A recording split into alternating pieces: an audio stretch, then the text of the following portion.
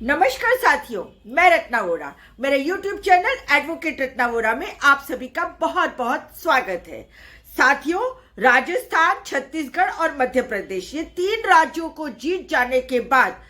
Bharatiya Janata party और उसके जितने भी ओहदेदार हैं या जो भी कार्यकर्ता है या व्हाट्सएप मीडिया है, जो गोदी मीडिया है, जो भी भारतीय जनता पार्टी के समर्थक है, वे सब लोग इतने खुश हो गए थे, ऐसे हवा में उड़ने लगे थे जाने कि उन्हें कौन सा पता नहीं सिद्धियां प्राप्त कर ली हो या फिर ऐसा कौन सा वरदान मिल गया हो या ऐसी कौन सा अमृत मिल गया हो कि उनका कभी कोई अंत आने ही नहीं वाला है। तो बहुत ज्यादा ये भारतीय जनता पार्टी हवा में उड़ने लगी और साथ में ये सोचने लगी बस मोदी है तो मुमकिन है और मोदी अब तो हैट्रिक मार जाएंगे और ये करेंगे और वो करेंगे। उसके बाद जब इंडिया गठबंधन की बैठक बुलाई गई चुनावों के नतीजों के बाद और साथी घटक कुछ न कुछ मजबूरियों की वजह से नहीं आ सके और उस बैठक को पोस्टपोन करना पड़ा, तो उसके बाद से तो भारतीय जनता पार्टी की जैसे बादशाही खिल गई हो और उन्होंने और गोदी मीडिया ने और व्हाट्सएप यूनिवर्सिटी ने कहना शुरू कर दिया कि अब तो इंडिया गठबंधन खत्म हो गया, इंडिया गठबंधन के साथी घटक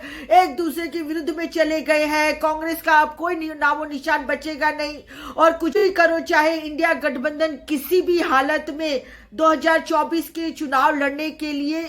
योग्य है ही नहीं, लड़ ही नहीं सकता, ये लोग मिल नहीं सकते और इस तरह की बातें गोदी मीडिया में, व्हाट्सएप यूनिवर्सिटी में अंधभक्तों ने चलानी शुरू कर दी। परंतु 19 दिसंबर को दोबारा से इंडिया गठबंधन की बैठक मिली और उसके अंदर सभी दिग्गज नेता, फिर चाहे वो शरद पवार जी हो, ममता बनर्जी हो, अखिलेश यादव जी हो, अरविंद केजरीवाल जी हो, स्टालिन हो, सभी जितने भी मुख्य पार्टी के नेता थे सभी हाजिर रहे और हाजिर ही नहीं बाकी उन्होंने एक दूसरे के साथ बहुत अच्छी तरह से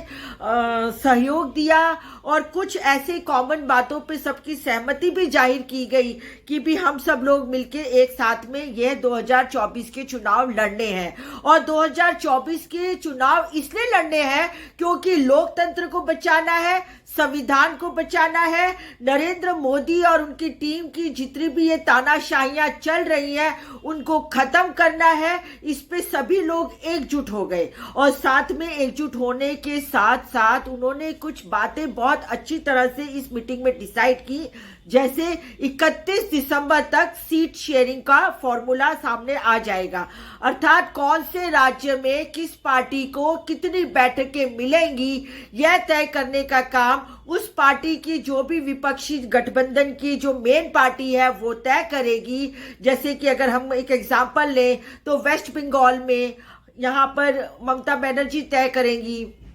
यूपी में अखिलेश यादव तय करेंगे और यहाँ पर ममता बनर्जी ने तो यहाँ तक कहा है कि कांग्रेस क्योंकि सबसे बड़ा विपक्षी दल है और उसके पास सबसे ज्यादा बैठकें हैं तो कम से कम 280 से 300 सीटों पर कांग्रेस को लड़ना चाहिए और बाकी सभी पार्टियों को उसको सपोर्ट करना चाहिए और ये 1 to 1 की फाइट होनी चाहिए। तो यहाँ पर ये जो बैठक हुई बहुत ही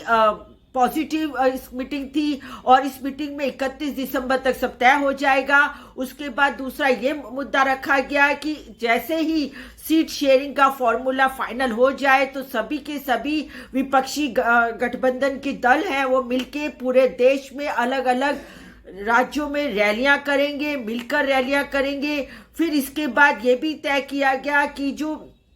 ईवीएम मशीन है जो हमेशा शंका के घेरे में रहती है उनसे निकलने वाली वीवीपीएट पर्चियों को काउंटिंग किया जाए, इस मुद्दे को लेकर चुनाव कमिश्नर से मिला जाएगा। और उसके बाद यह भी तय किया गया कि जो मुद्दे हैं बेरोजगारी का मुद्दा है, महंगाई का मुद्दा है, महिलाओं का मुद्दा है, शिक्षा का मुद्दा है, साथ ही ओल्ड पेंशन स्कीम का मुद्दा है और इन सब मुद्दों के साथ साथ सामाजिक न्याय का मुद्दा है, अर्थात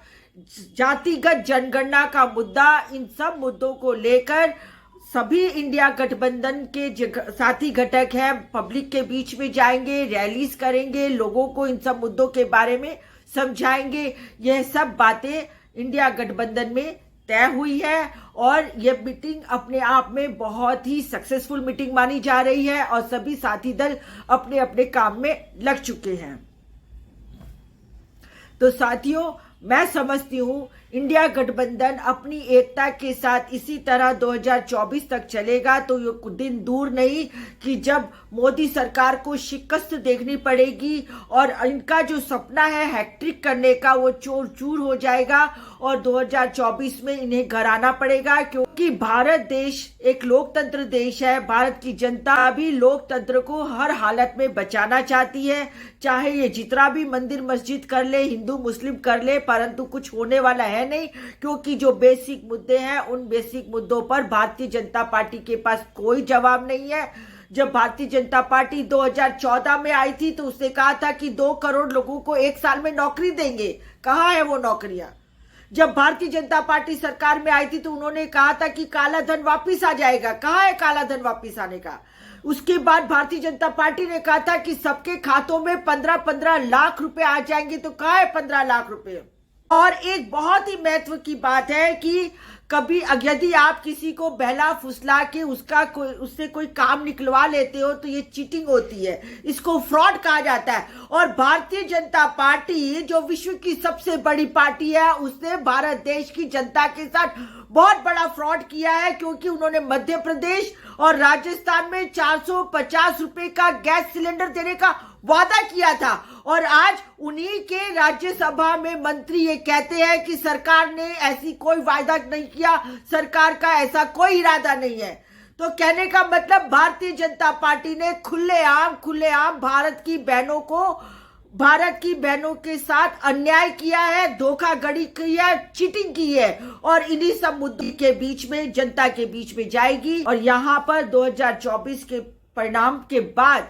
हम सब देखेंगे कि संविधान की जीत हुई है, बाबा साहेब आम्बेडकर की जीत हुई है, लोकतंत्र की जीत हुई है। साथियों, आज इतना ही। यदि आपको ये मेरा वीडियो पसंद आया हो तो मेरा YouTube channel advocate Ratna Vora को ज्यादा से ज्यादा सब्सक्राइब कीजिए, इसे शेयर कीजिए, लाइक कीजिए और अपने सभी साथियों में इसको शेयर कीजिए। फिर मिलूंगी एक नई वीडियो, एक नए विचार के साथ। तब तक के लिए नमस्कार।